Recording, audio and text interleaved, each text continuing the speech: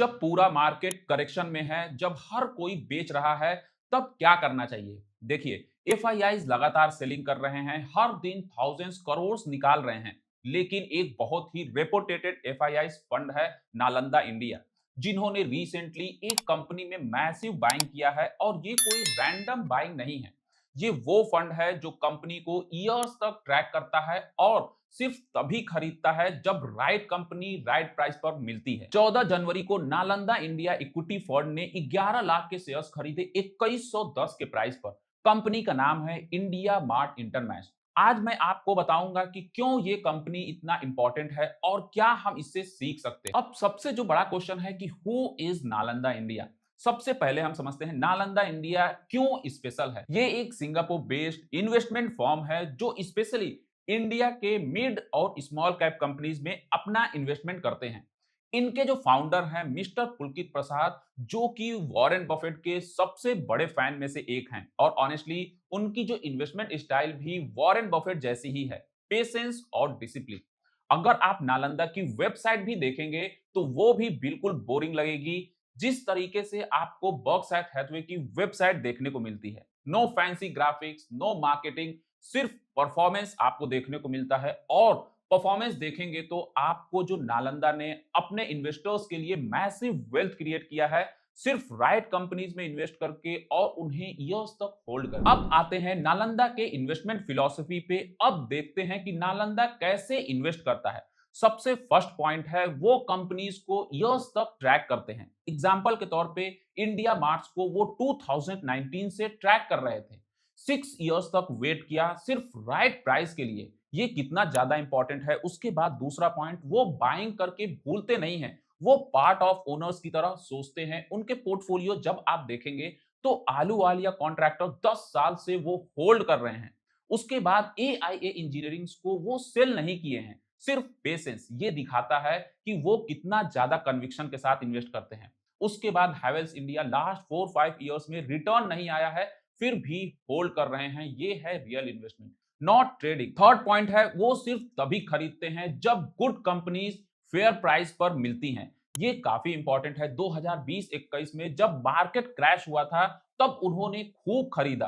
फिर 2022-24 में जब मार्केट पीक पर था तो वो सेल कर रहे थे और अब जब फिर से करेक्शन में है वो बाइंग कर रहे हैं। इसके बाद आता है सबसे इंपॉर्टेंट सवाल, why India mart.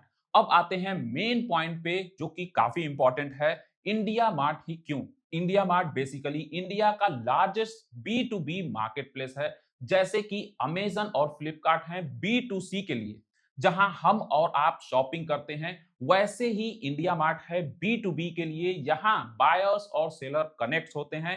Wholesale business के लिए यहाँ से होलसेल बिजनेस ऑपरेट होता है और इसका मार्केट शेयर है, जो इंडिया मार्ट का मार्केट शेयर है, 60% का है लगभग। क्लियर लीडर है, not a monopoly but a clear dominance. Why is this powerful? क्योंकि ये एक प्लेटफॉर्म बिजनेस है और प्लेटफॉर्म बिजनेस में नेटवर्क इफेक्ट जो होता है वो काफी ज्यादा इंपॉर्टेंट होता है। सप्लायर्स आते हैं क्योंकि बायर्स हैं।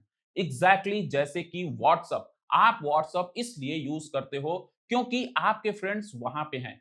इंडिया मार्ट ने वैसे ही नेटवर्क इफेक्ट को बिल्ड किया है जो कि रिप्लेस करना ऑलमोस्ट इम्पॉसिबल है। 98,000 कैटेगरी हैं, 56 इंडस्ट्रीज हैं, 124 मिलियन प्रोडक्ट्स हैं प्रेजेंटली अक्रॉस इंडिया, मेट्रो से लेके टियर 2 टियर 3 सिटीज तक। इसके बाद चलते हैं मोस्ट इंपॉर्टेंट पैरामीटर्स पे जो कि फाइनेंशियल्स है। Why it make sense. अब आते हैं और बात करते हैं नंबर्स की।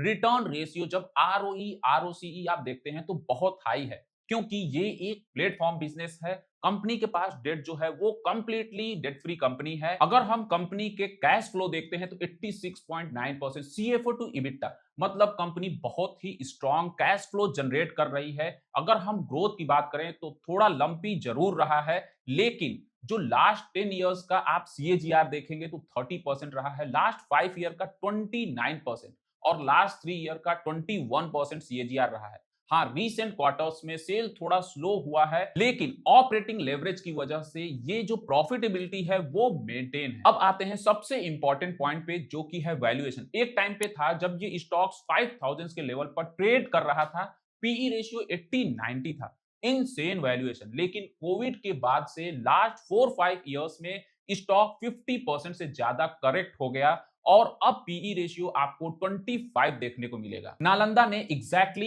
यही बाइंग की जब गुड कंपनी फेयर प्राइस पे अवेलेबल हो गई। ये वीडियो सिर्फ एजुकेशन पर्पस के लिए है, कोई भी बाय और सेल रिकमेंडेशन नहीं है, इसलिए इन्वेस्ट करने से पहले अपनी रिसर्च जरूर करें। देखो, व्हाट कैन वी लर्न, तो दोस्तों हम क्या सीख सकते हैं इससे। सबसे पहला है कि मार्केट करेक्शन अपॉर्चुनिटी होती है, पैनिक नहीं, जो कि मोस्ट इंपॉर्टेंट पॉइंट है। जब सब डरे हुए होते हैं तभी स्मार्ट मनी एंटर्स करते हैं।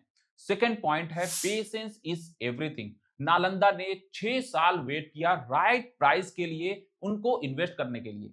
क्या हम 6 महीना भी वेट नहीं कर सकते हैं? थर्ड पॉइंट है जो कि मोस्ट इंपॉर्टेंट है, प्लेटफॉर्म बिजनेस पर नजर रखो। नेटवर्क इफेक्ट वाली जो कंपनी है लॉन्ग टर्म में वेल्थ क्रिएटर बनती है। और जो फोर्थ पॉइंट है, by and hold, not by and trade. Nalanda के जब आप पोर्टफोलियोज में जो कंपनी है उनको जब आप देखते हो 10 प्लस सालों से हैं, रिटर्न यहीं से आता है जब आप कंपनीज को लॉन्ग टर्म के लिए होल्ड करते हो। मैं ये नहीं कह रहा कि आप अभी जाके जो इंडिया मार्ट कंपनी है उसको आप खरीद लें। स्टॉक और भी गिर सकता है, 10-20% करेक्शन और भी आ सकता है, और पीई 20 पर आ सकता है जो और भी अट्रैक्टिव होगा। लेकिन पॉइंट ये है जो आपको समझना चाहिए, थॉट प्रोसेस को समझो। जब मार्केट करेक्शन में आए, जब भी मार्केट करेक्शन दिखाए, तब अपॉर्चुनिटी ढूंढो, जो कि मोस्ट इंपॉर्टेंट है। पैनिक मत करो। आप कमेंट में बताओ, क्या आप करेक्शन को अपॉर्चुनिटी की तरह देखते हो? अगर ये वीडियो आपको यूजफुल लगा हो तो वीडियो को लाइक करें, चैनल को सब्सक्राइब करना बिल्कुल मत भूलें। मिलते हैं नेक्स्ट वीडियो में। Till then take care.